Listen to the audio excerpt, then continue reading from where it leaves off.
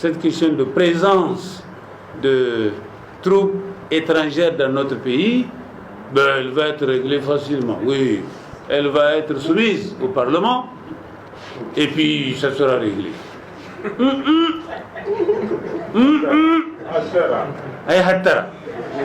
Faisons attention. Pensez-vous que Ibrahim Boubacar Keïta, mon ami défunt, paix à son âme, n'avait pas de majorité à l'Assemblée nationale du Mali lorsque les événements là se sont déroulés? Pensez-vous que Alpha Condé, lui aussi un vieil ami, ne disposait pas de majorité fraîchement élu à l'Assemblée nationale de Guinée-Conakry? Et puis ces événements sont intervenus et accueillis, comme vous l'avez constaté, par les citoyens de ce pays, au Mali, au Burkina voisin.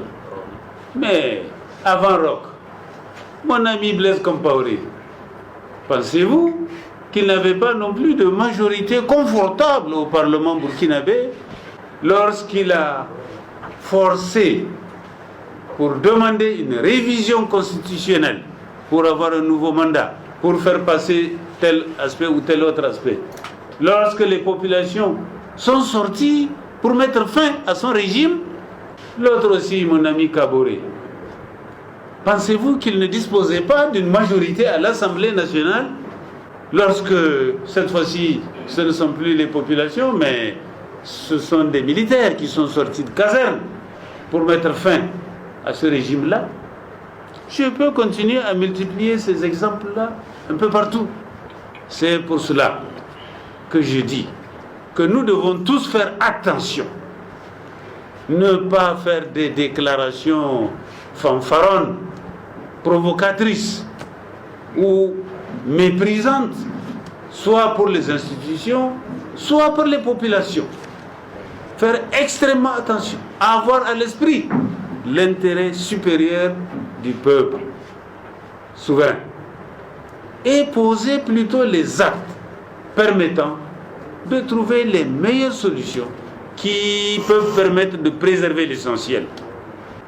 Donc, en ce qui concerne la situation, je suis convaincu que nous sommes tous interpellés, aussi bien nous les citoyens des différents États que les différents responsables au sommet de nos États aujourd'hui.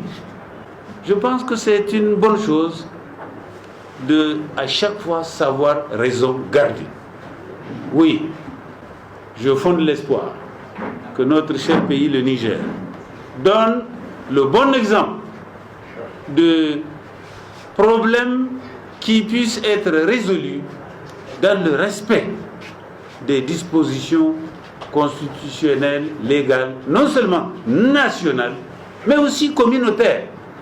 Parce que ça permet d'éviter des situations plus dommageables que la persistance de certaines oligarchies qui s'évertuent tantôt à tripatouiller des constitutions pour faire des mandats renouvelables ad aeternum, ou alors de prendre des lois iniques et de les imposer au peuple parce qu'à un moment donné, ils disposent d'une majorité parlementaire. Tout ça sont faits, nous le savons, sous le couvert de fausse démocratie, de pacotille, je ne dirais pas frelatée,